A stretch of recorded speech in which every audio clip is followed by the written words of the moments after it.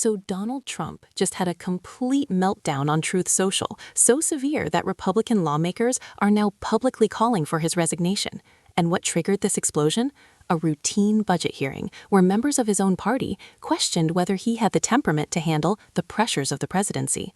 The posts were so unhinged, so filled with threats against sitting members of Congress, that even his most loyal allies are backing away. It is honestly hard to believe we are watching this unfold in real time. This is not just about one bad day on social media or another Trump tantrum. We are talking about sitting Republican senators and representatives, people who have defended him through everything, now saying publicly that maybe it is time for Trump to step aside. And trust me, when you have members of your own party questioning your fitness for office after one of your outbursts, something fundamental has shifted in American politics. Let me fill you in on what has been happening. The House Budget Committee held hearings on December 3rd about federal spending priorities for the next fiscal year. It was supposed to be routine, the kind of procedural work Congress does every year. Republican members were asking questions about Trump's proposed budget, trying to understand the numbers and how various cuts would affect their districts. Nothing unusual, nothing hostile, just legislators doing their jobs. According to Politico's December 3rd report, Representative Tom Cole from Oklahoma, a longtime Trump supporter and chairman of the Appropriations Committee, asked a straightforward question. He asked about proposed cuts to agricultural subsidies and how they would impact rural communities. It was a fair question from a member representing farming districts, but here's where the rubber meets the road. Trump apparently watched the hearing live and interpreted Cole's question as disloyalty, as a personal attack, as betrayal by someone who was supposed to be on his team. And before we go any further, let us be real for a second. Presidents get questioned by their own party all the time. It's called legislative oversight. It is literally Congress's constitutional job. But Trump has never been able to distinguish between legitimate questions and personal attacks. Here's where it gets interesting. According to multiple reporters monitoring Trump's Truth Social account, within 30 minutes of Cole's question, Trump began posting. The first post attacked Cole directly, calling him a weak rhino who never supported the MAGA agenda. Then came a second post, then a third. By the end of the day, Trump had posted 17 separate attacks, each one more unhinged than the last. According to CBS News reporting from December 3rd, Trump's post escalated from political criticism to personal threats. He called Cole a traitor who should be primaried and removed from Congress. He suggested Cole might be taking bribes from special interests. Then he pivoted to attacking other Republicans who had asked budget questions, naming them specifically and calling for their removal from committees. The bombshell came in Trump's evening posts. According to CNN's monitoring of his social media, Trump wrote that members of Congress who question him are enemies of the American people and should face consequences. He used phrases like, "they need to be dealt with," and "patriots know what to do." Legal experts immediately flagged these posts as potentially inciting violence against sitting members of Congress. This was not political rhetoric. This was a former and current president appearing to threaten legislators for doing their constitutional duty. This sent shockwaves through Capitol Hill because it revealed something Republicans had been trying to ignore. Trump cannot handle even mild pushback from his own party. When your own committee chairman cannot ask basic budget questions without triggering a multi-hour meltdown that includes veiled threats, that is not leadership. That is instability. The reaction from Republican lawmakers was immediate and unprecedented. Senator Lisa Murkowski of Alaska, who has criticized Trump before, issued a statement on December 4th, calling his behavior unacceptable and saying it was time for serious conversations about whether Trump should continue in office. That alone would be significant, but she was not alone. According to MSNBC's Capitol Hill reporters, Senator Mitt Romney went further, stating publicly that Trump's posts were dangerous, potentially criminal, and that the president needed to resign for the good of the country. Romney called Trump's behavior a threat to democratic governance and said Republicans could no longer ignore what was happening. Now, this is not the first time we've seen Trump explode at members of his own party who dare to question him. Just think about how he turned on Mitch McConnell after the 2020 election. McConnell had been one of Trump's most effective allies, confirming judges, blocking Democratic legislation, defending Trump. Impeachment. But would McConnell acknowledge Biden's victory and refuse to back Trump's election fraud claims? Trump spent months attacking him. He called McConnell a doer, soulless, unsmiling political hack. He nicknamed him Old Crow.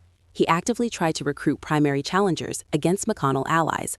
All that loyalty, all those years of support meant nothing the moment McConnell refused to violate his constitutional oath. Then there was his treatment of Mike Rounds, the senator from South Dakota.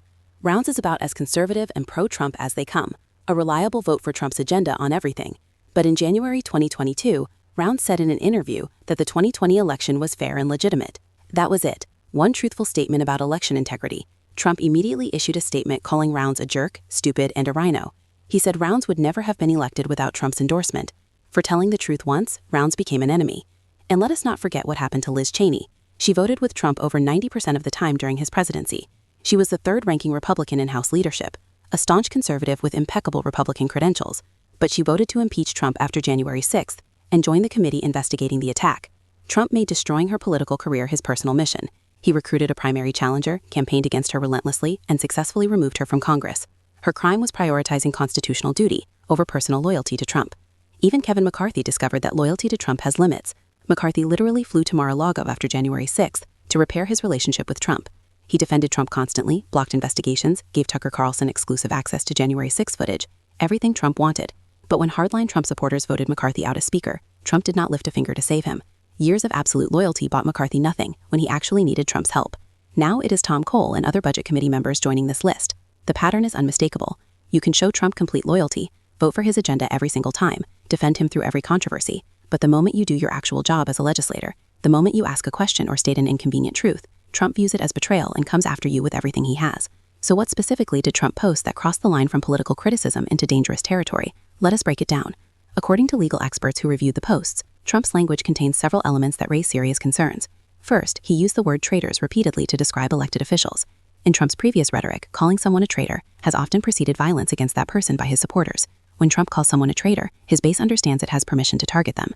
Second, Trump wrote that these lawmakers need to be dealt with and suggested that patriots know what needs to be done. Legal analysts told CNN that this kind of language, especially directed at specific individuals by someone with Trump's following, could constitute incitement. It is not an explicit call to violence, but it is clearly suggesting that his supporters should take action against named individuals. Now here's the kicker. Trump also posted the office phone numbers of several lawmakers he was attacking, along with encouragement for his supporters to let them know what real Americans think. Within hours, according to reports from congressional offices, those lawmakers were receiving hundreds of threatening calls. Staff members reported callers saying, the representative should be hanged for treason, should be shot, should watch their backs. Capitol Police had to increase security for multiple members, based on the volume and severity of threats. This left Republican leadership in an extraordinarily difficult position. On one side, they need to maintain their relationship with Trump and his base. The MAGA wing of the party is extremely powerful, and crossing Trump publicly can end political careers. Republican primaries are won and lost based on Trump's endorsement. The base demands absolute loyalty to Trump, and any criticism is seen as betrayal. On the flip side, they have members of their own caucus being threatened, receiving death threats requiring enhanced security, all because they asked legitimate questions during a hearing. They have a constitutional duty to conduct oversight. They cannot just rubber stamp every presidential proposal without asking questions. That is not how Congress is supposed to work. And they are watching Trump's behavior escalate in ways that even his supporters find concerning. The tricky part is there is no safe middle ground. Republican leaders can either defend their members and condemn Trump's posts, which means facing his wrath and potentially losing their own positions, or they can sit silent and hope it blows over. But that means abandoning their colleagues and normalizing presidential threats against Congress.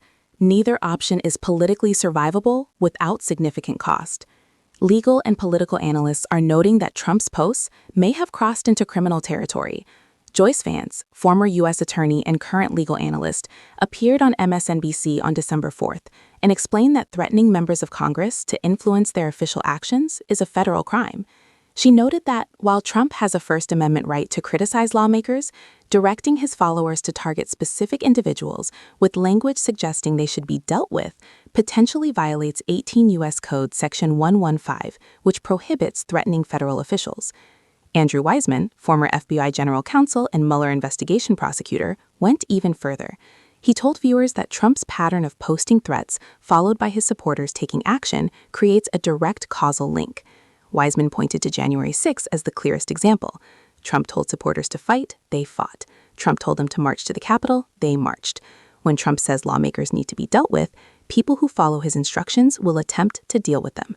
Even some conservative legal voices expressed alarm.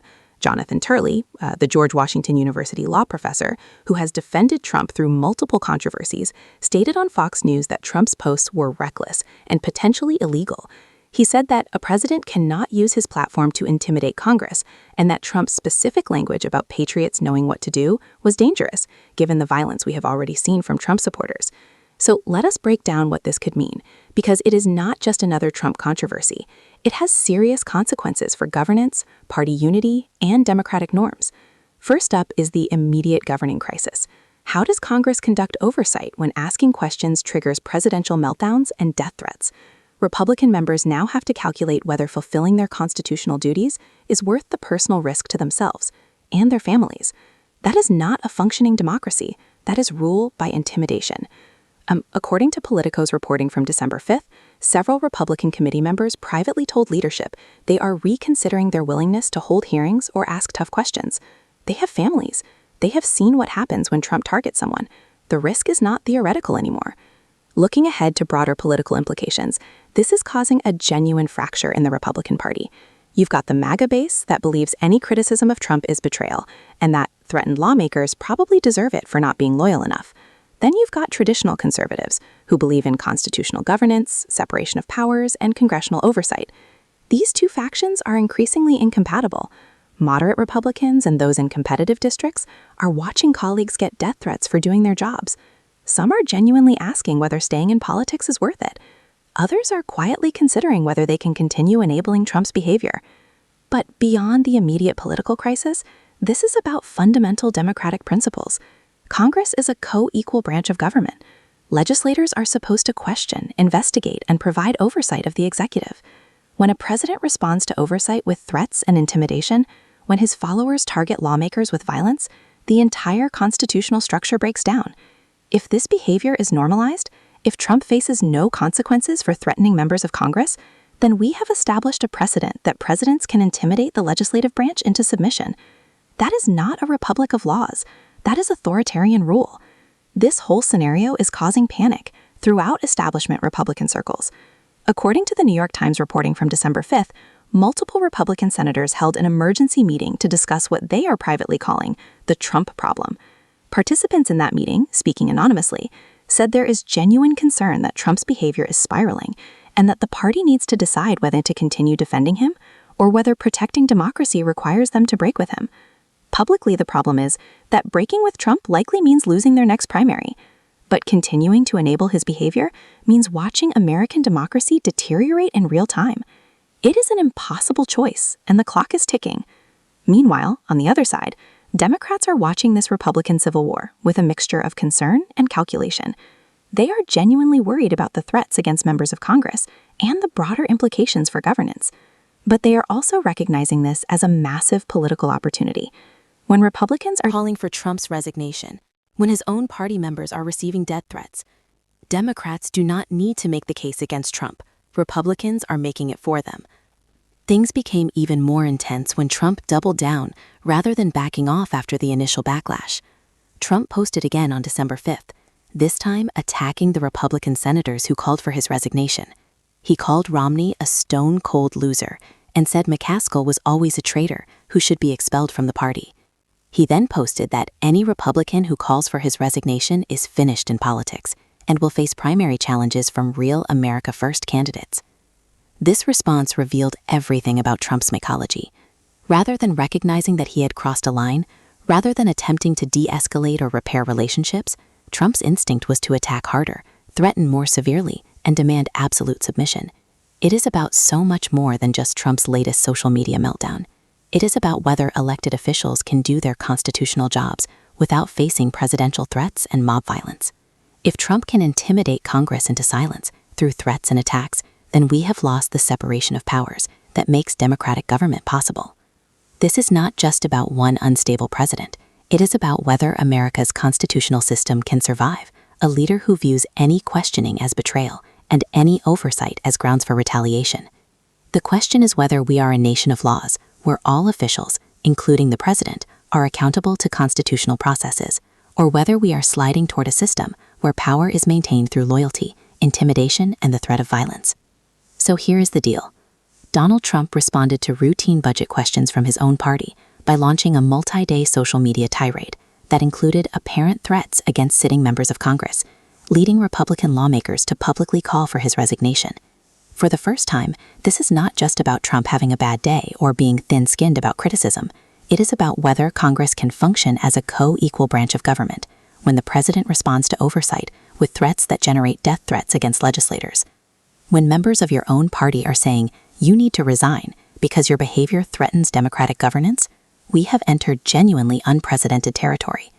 If Trump faces no consequences for this, if he can continue threatening lawmakers who ask questions, then we are establishing that presidents are above congressional oversight and can rule through intimidation. That would mean the constitutional system of checks and balances has failed. So keep an eye on this. more Republican lawmakers are reportedly considering whether to join resignation calls. Trump's posts remain active, and his supporters continue targeting the lawmakers he named. Capitol Police are monitoring threats and evaluating whether additional security measures are needed. The stakes have never been higher, the threats never more explicit, and the future of congressional independence never more uncertain.